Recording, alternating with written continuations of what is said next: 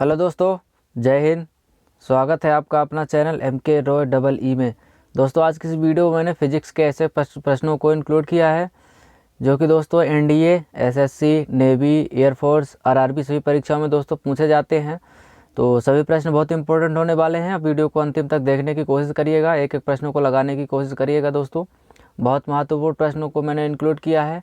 तो चलिए दोस्तों, समय को गवाए बिना स्टार्ट करते हैं अपने वीडियो को। पहला प्रश्न है, घरेलू बिजली उपकरण मुख्य लाइन से में जुड़े होते हैं। जो घरेलू बिजली होती है, घर में जो बिजलियाँ लगी होती है दोस्तों, वह किस प्रकार से जुड़े होते हैं? श्रृंखला यानी सीरीज में, समांतर पैरेलल में, उच्च वाट क्षमता के उपकरण समांतर में और कम वाट क्षमता वाले उपकरण सीरीज में, उच्च वाट क्षमता के उपकरण श्रृंखला में और कम वाट क्षमता वाले उपकरण समांतर में। दोस्तों, जो घरेलू बिजली होती है वह किस तरह की कनेक्शन के द्वारा जुड़ा होता है सभी उपकरण? तो चलिए देखते हैं इसका उत्तर। तो इसका सही उत्तर होगा दोस्तों समांतर क्रम। घर में जो बिजली का कनेक्शन है दोस्तों समांतर क्रम में होता है। समांतर क्रम कहने का मतलब ये है दोस्तों है कि एक न्यूट्रल कंपलसरी होता है और एक फेस प्रत्येक सेपरेट होता है। तो दोस्तों घरेलू बिजली होती है समांतर क्रम में जुड़ी होती है। अगला प्रश्न है, किसी धातु में इलेक्ट्रॉनों के लिए अपवाह चाल की दिशा क्या होती है? लागू क्षेत्र के विपरीत, लागू क्षेत्र के समान, उस पर लागू क्षेत्र के लिए लंबवत, लागू क्षेत्र की दिशा पर निर्भर नहीं करता है। इसका सही उत्तर हो जाएगा दोस्तों लागू क्षेत्र के विपरीत। किसी धातु में इलेक्ट्रॉनों के लिए अपवाह चाल जो होती है वह लागू क्षेत्र के विपरीत होती है। यानी जो धातु में इलेक्ट्रॉनों का प्रवाह होता है वो वोल्टेज के विपरीत होता है। तो याद रखिएगा लागू क्षेत्र के विपरीत, बिल्कुल सही उत्तर होगा दोस्तों। बहुत इंपॉर्टेंट प्रश्न है। आपसे एक छोटा सा रिक्वेस्ट है कि आप चैनल को सब्सक्राइब कर लीजिएगा, बेल आइकन को प्रेस कर लीजिएगा और प्रश्नों को एक एक अटेम्प्ट करने की कोशिश ज़रूर करिएगा। अगला प्रश्न है, विद्युत धारा की SI इकाई एम्पियर है। 1 एम्पियर को किस प्रकार परिभाषित किया जाता है? 1 एम्पियर को किस प्रकार परिभाषित किया जाता है दोस्तों? पूछा गया है प्रति मिनट गुजरने वाला आवेश, प्रति सेकंड बहने वाला 1 कूलम्ब आवेश, प्रति सेकंड बहने वाला 2 कूलम्ब आवेश या प्रति सेकंड आवेश। दोस्तों 1 एम्पियर विद्युत धारा को किस प्रकार परिभाषित किया जाता है? तो यहाँ पर सही उत्तर हो जाएगा प्रति सेकंड बहने वाला 1 कूलम्ब आवेश। यानी कि 1 सेकंड में बहने वाला 1 कूलम्ब आवेश को 1 एम्पियर धारा कहा जाता है। याद रखिएगा यह 1 एम्पियर की परिभाषा भी हो जाती है कि प्रति सेकंड बहने वाला 1 कूलम्ब आवेश को एम्पियर कहा जाता है। तो सही उत्तर हो जाएगा दूसरा दोस्तों देखते हैं, धारा इलेक्ट्रॉनों का प्रवाह है जिसमें एक इलेक्ट्रॉन होता है 1.6 × 10⁻⁻19 कूलम्ब आवेश वहन करता है। इसलिए 1 कूलम्ब आवेश के लिए 1 सेकंड में 1/1.6 × 10⁻⁻19 बराबर 6.25 × 10⁻18 इलेक्ट्रॉनों का प्रवाह होता है। यानी कि 1 सेकंड में इतने इलेक्ट्रॉन प्रवाह होते हैं। इस प्रकार दोस्तों 1 एम्पियर बराबर होता है 6.25 × 10⁻18 इलेक्ट्रॉन प्रति सेकंड। 1 एम्पियर धारा में दोस्तों 6.25 × 10⁻18 इलेक्ट्रॉन प्रति सेकंड प्रवाहित होते हैं। तो यहाँ पर इम्पोर्टेंट फैक्ट है, आप स्क्रीनशॉट ले सकते हैं इसका। अगला प्रश्न है, चालक के माध्यम से प्रति सेकंड प्रति इकाई क्षेत्रफल में प्रवाहित होने वाली धारा को किस नाम से जाना जाता है? विभवांतर, बैटरी का EMF, ओम का नियम या धारा घनत्व। तो दोस्तों चालक के माध्यम से जो प्रति सेकंड इकाई क्षेत्रफल में प्रवाहित होने वाली धारा को किस नाम से जाना जाता है? आप इसका उत्तर करिएगा। चलिए देखते हैं, इसका सही उत्तर हो जाएगा दोस्तों धारा घनत्व। याद रखिएगा धारा घनत्व इसका सही उत्तर होगा। धारा घनत्व के बारे में जानते हैं दोस्तों, एक चुने हुए अनुप्रस्थ काट के इकाई क्षेत्रफल के माध्यम से प्रवाहित होने वाली प्रति इकाई समय में आवेश की मात्रा को धारा घनत्व के रूप में जाना जाता है। यानी कि एक अनुप्रस्थ काट के क्षेत्र में उसके भी इकाई क्षेत्रफल के माध्यम से जो 1 सेकंड में आवेश की मात्रा प्रवाहित होती है उसको धारा घनत्व कहा जाता है। फॉर्मूला दिया गया दोस्तों, इंपॉर्टेंट है ये, J = I/A, जहाँ पर J होता है धारा घनत्व, आई होता है धारा यानी करंट, और ए होता है अनुप्रस्थ काट का क्षेत्रफल। तो याद रखिएगा, धारा घनत्व की परिभाषा भी यहीं दी गई है, आप स्क्रीनशॉट ले सकते हैं। अगला प्रश्न है अभिव्यक्ति ई टाउ अपॉन एम, जहाँ टाउ एक विश्राम समय है, ई आवेश और एम एक इलेक्ट्रॉन का द्रव्यमान है, जो किसके बराबर होता है। इम्पोर्टेंट प्रश्न है। सामग्री की चालकता, इलेक्ट्रॉन की गतिशीलता, सामग्री की प्रतिरोधकता या सामग्री की विद्युतशीलता। तो दोस्तों यहाँ पर फॉर्मूला दिया गया है ई टाउ अपॉन एम, जहाँ पर टाउ तो दिया गया विश्राम शांति और ई दिया गया आवेश, एम एक इलेक्ट्रॉन का द्रव्यमान है जो इलेक्ट्रॉन की गतिशीलता के बराबर होता है। याद रखिएगा, इलेक्ट्रॉन की गतिशीलता के बराबर होता है। तो विकल्प नंबर 2 बिल्कुल सही उत्तर हो जाएगा। दोस्तों अपवाह वेग के बारे में जानते हैं क्या होता है। दोस्तों इसको ड्रिफ्ट वेलोसिटी कहा जाता है इंग्लिश में। किसी सामग्री में विद्युत क्षेत्र के कारण आवेशित कणों द्वारा प्राप्त औसत वेग को अपवाह वेग कहा जाता है। दोस्तों इलेक्ट्रॉनों के अपवाह वेग की गणना को निम्न द्वारा ज्ञात किया जाता है। विकल्प दिया गया VD, यहाँ पर ड्रिफ्ट वेलोसिटी कहा जाता है। अपवाह वेग I अपॉन NEA, जहाँ पर I होता है करंट, N होता है प्रयुक्त इलेक्ट्रॉनों का संख्या घनत्व, A होता है दोस्तों तार का अनुप्रस्थ काट का क्षेत्रफल, और E होता है दोस्तों इलेक्ट्रॉन पर आवेश।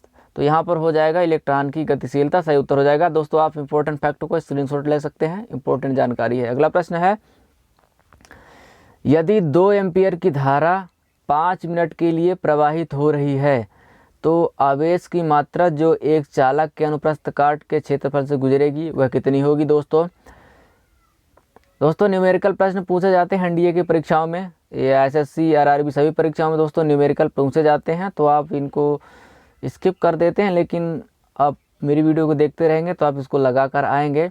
तो दोस्तों इसका सही उत्तर हो जाएगा 600 कूलाम्ब। चलिए देखते हैं 2 एम्पीयर की धारा को 5 मिनट के लिए प्रवाहित किया जाता है।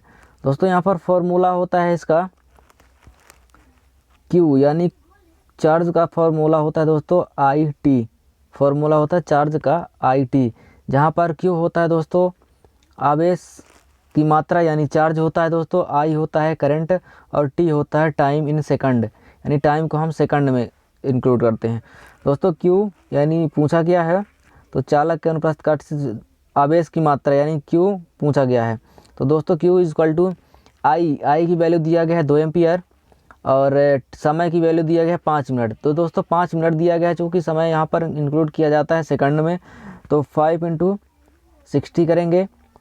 तो दोस्तों ये हो जाएगा 2 × 300 बराबर Q इज इक्वल टू हो जाएगा 600 कूलाम्ब। दोस्तों चार्ज हो जाएगा 600 कूलाम्ब, यानी 2 एम्पियर की धारा 5 मिनट के लिए प्रवाहित करते हैं तो उसमें आवेश की मात्रा हो जाएगा 600 कूलाम्ब। तो दोस्तों यहाँ पर सही उत्तर हो जाएगा 600 कूलाम्ब।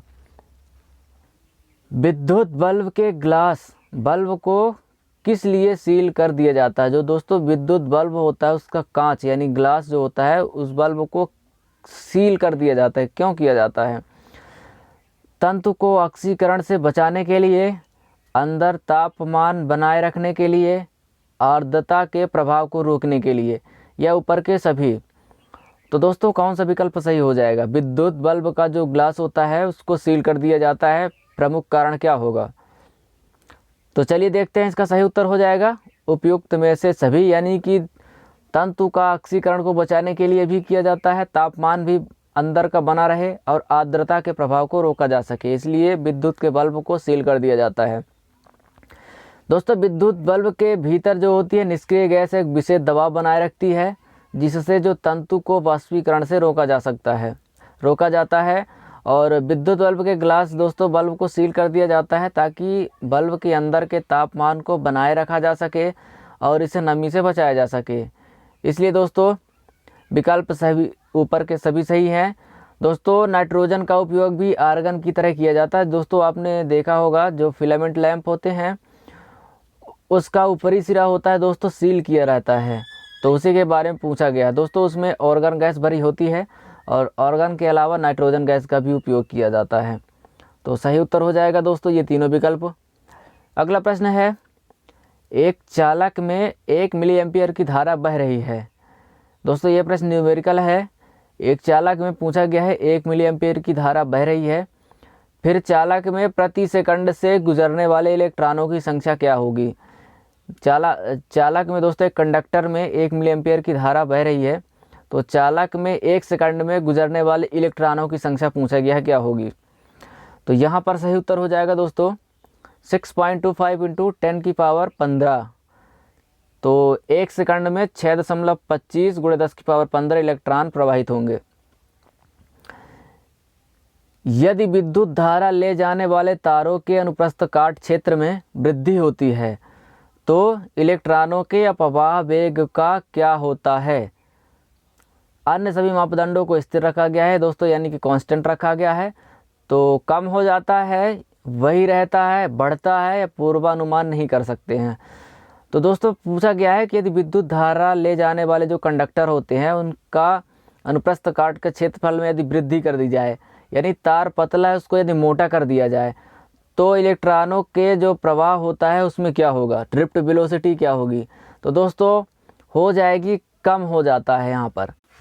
यहाँ पर अपवाह वेग का फार्मूला दोस्तों देखते हैं, यानी ड्रिफ्ट वेलोसिटी वी डी का फार्मूला होता है दोस्तों I/NEA, जहाँ पर दोस्तों होता है I होता है करंट, वी होता है ड्रिफ्ट वेलोसिटी यानी कि अपवाह वेग, और N होता है दोस्तों इलेक्ट्रॉनों की संख्या, E होता है दोस्तों इलेक्ट्रॉनों पर आवेश, और A होता है दोस्तों अनुप्रस्थ काट का क्षेत्रफल।